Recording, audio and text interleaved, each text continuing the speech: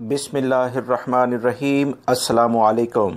سعودی Urdu news channel کے ذریعے آپ تمام بھائی بہنوں کا شکریہ ادا کیا جاتا ہے کہ آپ میرے چینلز کی ویڈیوز کو پسند کرتے ہیں اور جو معلومات میں آپ سے شیئر کرتا ہوں اسے آپ اپنے دوسرے دوستوں سے بھی شیئر کرتے ہیں۔ اس کے لیے میں آپ سب کا بہت شکر گزار ہوں۔ تفصیلات کچھ یہ ہیں کہ بہت سارے میرے بھائیوں نے یہ سوالات کیے کہ 21 جون سے کیا باقاعدہ سعودی عرب میں کرفیو کے خاتمے کا اعلان کر دیا جائے گا، جبکہ وبائی مرض کرونا کے کیسز میں کافی زیادہ اضافہ دیکھنے میں آ رہا ہے۔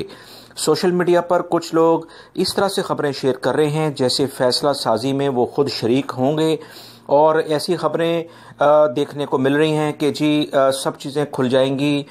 میری تو اللہ رب العزت سے یہ دعا ہے کہ تمام کے تمام کاروبار مکمل طور پر کھل جائیں، ہلاک کا کام ہو یا دیگر اور بہت سارے پیشے ہوں جو کافی زیادہ متاثر ہوئے ہیں، اس کاروبار سے وہ بھی کھل جائیں۔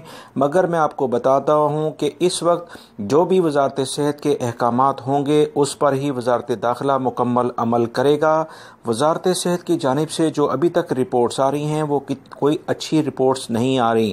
آپ لوگ بھی روزانہ کی بنیاد پر جو اہم ترین معلومات شیئر کی جاتی ہیں کرونا کی سلسلے میں، اس میں یہی دیکھا جا رہا ہے کہ کافی زیادہ کیسز ریاض میں خاص طور پر یا سعودی عرب کے دیگر جو ایریاز ہیں خاص طور پر ایسٹرن ریجن اور ریاض سے ملکہ علاقے کافی زیادہ متاثر اس سے نظر آ رہے ہیں۔